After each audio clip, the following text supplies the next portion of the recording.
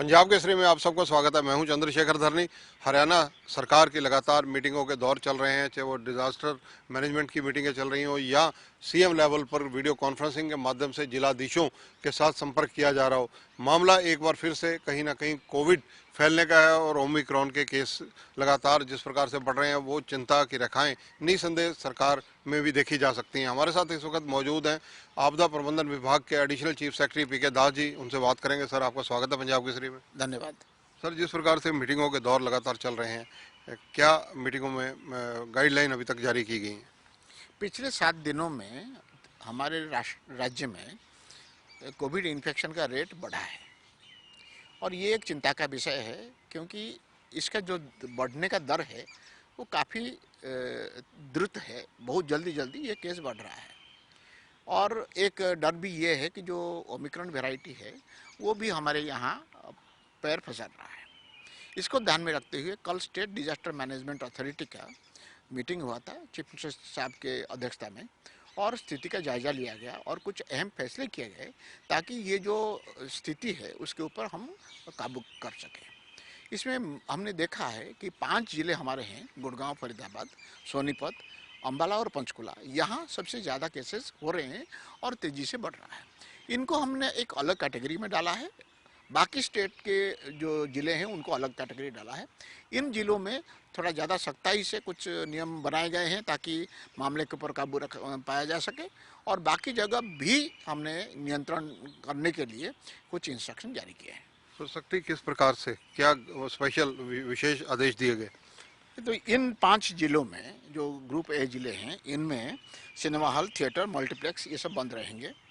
Sports complex, stadium, swimming pool या कोई इस तरीके से खेलने का जो व्यवस्था है, वहाँ स्पोर्ट्स पर्सन जो ट्रेनिंग के लिए जाते हैं उनके अलावा कोई विजिटर या कोई कैजुअल विजिटर नहीं जा पाएंगे। और जो स्पोर्ट्स पर्सन वगैरह जाएंगे वो भी अपने जो वैक्सीनेशन के सर्टिफिकेट वगैरह लेके जाएंगे। जो एंटरटेनमेंट पार्क्स हैं वो बंद रहेंगे। जो B2B बिजनेस एग्जीबिशन होती है वो बंद रहेंगे। जो सरकारी और गैर सरकारी ऑफिसेज हैं उसमें 50% स्टाफ ही आ पाएंगे। जो मॉल्स और मार्केट्स हैं ये सिर्फ शाम के 5 बजे तक खुले रहेंगे, उसके बाद बंद रहेंगे। बार और रेस्तोरां वगैरह में जहां लोग जाते हैं खाने के लिए या दूसरे सेवन करने के लिए, वहां 50% कैपेसिटी ही वो बिठा पाएंगे। सर, वैक्सीनेशन जिन लोगों ने नहीं करवाई उनको सार्वजनिक स्थानों पर जाने के लिए क्या गाइडलाइंस हैं और किस प्रकार से वो कंप्लाइंस में लाई जाएंगी? सार्वजनिक स्थानों पर जाने के लिए, चाहे वो प्राइवेट हो या गवर्नमेंट हो, अब व्यक्ति के पास वैक्सीनेशन के सर्टिफिकेट होना चाहिए। उनके फ़ोन में हो सकता है या वो हार्ड कॉपी, पेपर कॉपी लेके जा सकते हैं। जिन्होंने 2 वैक्सीन कर रखा है वो दोनों वैक्सीन के सर्टिफिकेट लेके जाएंगे। जिन्होंने एक वैक्सीन किया है और दूसरे डोज की अभी ड्यू नहीं हुआ है, वो पहली वैक्सीन का सर्टिफिकेट लेके जाएंगे। आपको पता है कि जो कोविशील्ड है उसमें करीब 86 दिन की ड्यू होती है। 86 दिन के बाद यानी 3 महीने तक वो जा सकते हैं। जो कोवैक्सीन है उसमें 1 महीने के अंदर अंदर दूसरा आ जाता है, ड्यू हो जाता है, तो उसी हिसाब से वो अपना लेके जाएंगे। जो प्राइवेट हो या सरकारी संस्था हो, जो पब्लिक स्पेसेस हैं वहाँ जो लोग जाते हैं उनकी तो ये जिम्मेदारी बनती है कि वो सर्टिफिकेट लेके जाएंगे। उन संस्थाओं के जो मालिक है और मैनेजमेंट है उनके ऊपर भी अभी जिम्मेदारी डाली गई है कि वो इंश्योर करेंगे कि उनके यहाँ वही लोग ही एंट्री पाएँ जिन लोगों के पास वैक्सीनेशन के सर्टिफिकेट हो। सर, अगर उनके एंड पर नेग्लिजेंसी मिलती है, वो नहीं चेकिंग रखते प्रॉपर वे में, तो उनके लिए किस प्रकार की हिदायतें जारी की गई हैं, किस प्रकार से उनको शिकंजा कसा जाएगा?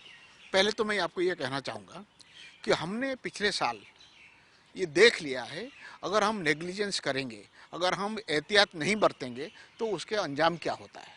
बहुत सारे लोग, बहुत सारे परिवार के लोगों के सदस्यों का मृत्यु हुआ है, सारे हमारी इकोनॉमी तितर बितर हो गया था। तो इसीलिए मैं आशा करता हूँ कि लोगों के ऊपर जो रेस्ट्रिक्शन हमने डाला है वो रेस्ट्रिक्शन को वो मानेंगे, क्योंकि वो उन्हीं के ही हित में है, नंबर 1। नंबर 2, कुछ पेनल प्रोविज़न भी किए गए हैं। पहले अगर मास्क नहीं पहनते थे तो उनके ऊपर 500 रुपये का जुर्माना लगता था, लेकिन अब जो हमारे इंस्ट्रक्शन में जितने भी पाबंदियां लगाई गई उनमें से किसी का भी अवहेलना होती है तो व्यक्ति के ऊपर 500 रुपये का जुर्माना होगा। और जिस संस्था में ये अवहेलना पाया जाएगा, वो संस्था के ऊपर 5,000 का जुर्माना होगा। लेकिन जहां बारंबार ऐसे अवहेलना होगा तो वहां जो सजा दिलाने के लिए भी कार्रवाई की जाएगी। सर वैक्सीनेशन की क्या स्टेज है आज की डेट में? देखिए, हमारे ज़्यादातर ज़िले में 90% से ऊपर फर्स्ट डोज वैक्सीनेशन हो चुका है और पूरे राज्य में 76% के आसपास सेकेंड डोज वैक्सीनेशन हो चुका है। कुछ जिलों में तो 100% वैक्सीनेशन भी सेकेंड डोज का पहुंच गया है। अब जो 15 से 18 के एज ग्रुप के लोग हैं उनके लिए भी वैक्सीनेशन मैंडेटरी किया गया है। कल से यानी 3 तारीख से उनकी भी वैक्सीनेशन शुरू हो जाएगा। उसके लिए हमने प्रबंध कर लिया है, क्योंकि हमने कुछ रेस्ट्रिक्शन लगाए हैं पब्लिक स्पेस में आने जाने के ऊपर, और लोगों को भी लगता है कि अभी फिर से कोविड के केसेस बढ़ रहे हैं। इसलिए पिछले कई दिनों से हमारी जो वैक्सीनेशन का दर है वो भी बढ़ गया है। डेली लगभग 3 लाख से ऊपर वैक्सीनेशन हमारा हो रहा है। सर ओमिक्रॉन को लेकर ऐसी भ्रांतियां हैं कि हरियाणा में सिर्फ एक ही लैब है और वो केवल रोहतक में है। जी, ये भ्रांति नहीं, ये सच है कि हमारे पास एक ही लैब है रोहतक में जो हाल ही में काम करना शुरू किया है। लेकिन चाहे वो ओमिक्रॉन वैरायटी हो या डेल्टा वैरायटी हो, कोविड है और उसके लिए जो प्रोटोकॉल है सेग्रीगेशन का, आइसोलेशन का, ट्रीटमेंट का, इसको हमें फॉलो करना है। ओमिक्रॉन के बारे में टेस्ट हम कर रहे हैं और वो टेस्ट के जरिए आगे उसके कैसे नियंत्रण में लाया जाए उसके लिए कार्रवाई करेंगे। लेकिन भारत सरकार के भी जो दिल्ली में लैबोरेटरी है उसमें भी कुछ इस्तेमाल कर रहे हैं और कुछ हमारे यहाँ लैबोरेटरी में भी इस्तेमाल कर रहे हैं। उससे कोई चिंता का विषय नहीं है। सर विदेशों से जो लोग आ रहे हैं या जो लोग फ्लाइट्स का सहारा लेकर चलते हैं उन लोगों की टेस्टिंग कैसे हो रही है, क्या स्थिति है? जो इंटरनेशनल ट्रैवलर है सभी का इंटरनेशनल एयरपोर्ट्स पे मॉनिटरिंग हो रही है, वहीं उनका टेस्ट किया जा रहा है। अगर वो पॉजिटिव पाए जाते हैं उनका जेनोम सीक्वेंसिंग के लिए भेजा जा रहा है कि वो ओमिक्रॉन पीड़ित है या नहीं है। जो with in the country positive पाए जा रहे हैं उनमें से करीब 5% लोगों को भी जेनोम सीक्वेंसिंग के लिए उनका सैंपल भेजे जा रहे हैं जानने के लिए कि क्या वो ओमिक्रॉन पीड़ित है या नहीं है। सर जो स्कूल बंद किए जा रहे हैं, कॉलेज बंद किए जा रहे हैं, वो केवल 5 इन जिलों में है जहां पर मिनी लॉकडाउन लगाई या पूरे ऑल ओवर हरियाणा में? पूरे राज्य में school, college, training institute, ITI, polytechnic, private कोई कोचिंग सेंटर, ये सब बंद किए गए हैं। सर वीडियो कॉन्फ्रेंसिंग के माध्यम से आज सीएम साहब ने और आप लोगों ने भी बातचीत की है सभी डिप्टी कमिश्नर से, क्या निष्कर्ष रहा उसका? 2 चीज़ें हमने किए। कल जो हमने इंस्ट्रक्शन जारी किए हैं वो इंस्ट्रक्शन के बारे में सभी लोगों को ठीक तरीके से बताया ताकि सभी के कॉमन अंडरस्टैंडिंग रहे और सही अंडरस्टैंडिंग रहे ताकि वो उसको इम्प्लीमेंट कर सके। नंबर 1। नंबर 2, हेल्थ डिपार्टमेंट की तरफ से जो हमारी हेल्थ फैसिलिटी है, हमारे जो हेल्थ इक्विपमेंट है, मेडिसिन है, ड्रग्स है, इनका भी अवेलेबिलिटी का और फ्यूचर प्लानिंग का जायज़ा लिया गया और उनको ज़िले के उपायुक्तों को और पुलिस अधिकारियों को बताया गया किस तरीके से एक ह्यूमन तरीके से, मतलब मानवता वाली जो दृष्टिकोण है उसको ध्यान में रखते हुए ये इंस्ट्रक्शन को इम्प्लीमेंट करना है। सख्ताई करेंगे लेकिन लोगों की हित में ही सख्ताई होगी। सर हरियाणा परिवहन की बसें या दूसरी बसें जो हरियाणा में से निकलती हैं जिनमें यात्री आवागमन करते हैं, ट्रेन हैं, उनकी स्थिति क्या रहने वाली है?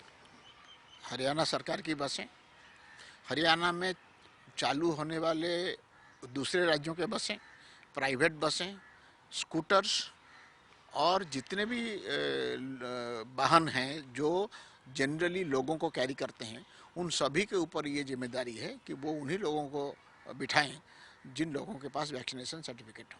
सर एक लगातार इस तरह की चर्चा रहती है कि जो हिंदुस्तान का एक कल्चर डेवलप है कि प्यार से नहीं मानते उन पर सख्ती लागू करनी पड़ती है, उसके लिए अगर ज़रूरत पड़ती है तो क्या आपका विभाग तैयार है? देखिए, कुछ एक लोग अगर एहतियात नहीं बरतेंगे उनके लिए पूरे समाज को, पूरे राज्य को, पूरे देश को खतरे में नहीं डाला जा सकता। इसीलिए हम उम्मीद करते हैं कि लोग ये वक्त के जो नज़ाकत है उसको समझेंगे और जो हिदायत जारी की जा रही है उनको मानेंगे। जो नहीं मानेंगे उनके खिलाफ सख्त कार्रवाई की जाएगी ताकि वो दूसरे लोगों को खतरे में ना डालें। धन्यवाद सर। तो ये हैं पीके दास, एडिशनल चीफ सेक्रेटरी हैं, राजस्व विभाग भी इनके पास है और आपदा प्रबंधन विभाग भी ये देख रहे हैं। हरियाणा सरकार की सजगता लगातार मीटिंगों के माध्यम से सभी डिप्टी कमिश्नर्स को एक तरह से जागरूक करने की तरफ आज संडे होते हुए भी ये मीटिंग हुई है और इसके साथ साथ पीके दास जी का कहना है कि 15 से लेकर 18 साल तक के जो युवा हैं उनको भी वैक्सीनेशन कल से शुरू हो जाएगी। साथ ही साथ इस मामले में जो गाइडलाइंस को फॉलो नहीं करेगा, पहली बात तो उन्हें कि जागरूक किया जा रहा है, सबको बार बार प्रेरित किया जा रहा है, अगर फिर भी कोई कोताही करेगा तो उस पर जो नियम है, कानून है, वो सख्ती से लागू किए जाएंगे। कैमरामैन सुनील के साथ चंद्रशेखर धरनी, पंजाब केसरी टीवी, चंडीगढ़। हमसे जुड़े रहने के लिए हमारे YouTube चैनल को सब्सक्राइब करें और नई वीडियो की नोटिफिकेशन के लिए बेल आइकॉन को दबाएं। अगर आप ये वीडियो Facebook पर देख रहे हैं तो लाइक जरूर करें और ज्यादा से ज्यादा शेयर करें। धन्यवाद।